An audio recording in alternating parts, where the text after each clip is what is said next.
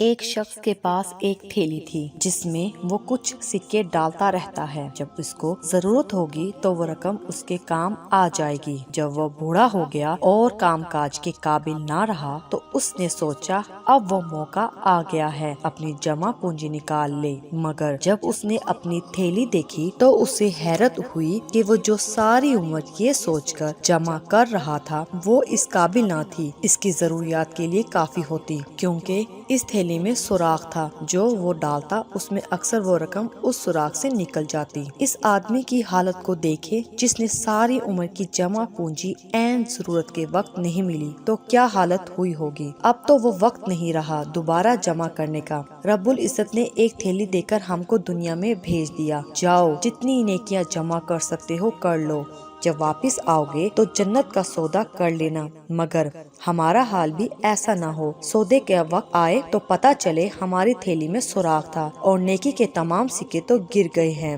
ہمارے پاس بھی تو لوٹنے کا وقت نہیں ہوگا کہ دوبارہ جا کر جمع کر لیں۔ ہمارے پاس ابھی وقت ہے، ہم اپنی تھیلی کو چیک کر لیں کہ کہیں اس کو رفو کی ضرورت تو نہیں ہے۔ ذرا ان سوراخوں کو دیکھیں، ہم دن رات نماز پڑھتے ہیں مگر لوگوں پر اپنی عبادت کو روب بھی جماتے ہوں۔ ہم دن رات نماز پڑھتے ہیں مگر لوگوں پر اپنی عبادت کو روب بھی جماتے ہوں۔ لوگوں کو بتاتے ہیں ہم سے زیادہ عبادت گزار اور تم سے زیادہ گناہگار کوئی نہیں۔ کبھی کسی کی مدد کر دی تو اس پر احسان جتا کر اس کو اتنا شرمندہ کر دیا اس کے لیے زمین تنگ کر دی گئی۔ کسی کو بھی قرض دیا تو اس کو ہر جگہ شرمندہ کیا، اس کے لیے زمین تنگ کر دی۔ کسی کو کبھی قرض دیا تو اس کو ہر جگہ شرمندہ کیا۔ نفلی نماز پر تو توجہ دی ہے مگر شوہر کی نافرمانی میں بھی کوئی کسر نہ چھوڑی۔ صلہ رحمی کرتے ہیں تاکہ بتا سکے ہم بہت رحم دل ہیں، مگر اپنے گھر میں کچھ رشتوں پر خوب ظلم کرتے ہیں، جیسے ساس بہو دیورانی نند، لوگوں کے منہ پر تعریف اور پیٹھ پیچھے غیبت۔ نماز تو خوب پڑھتے مگر پڑوسی کو ستانے کا موقع بھی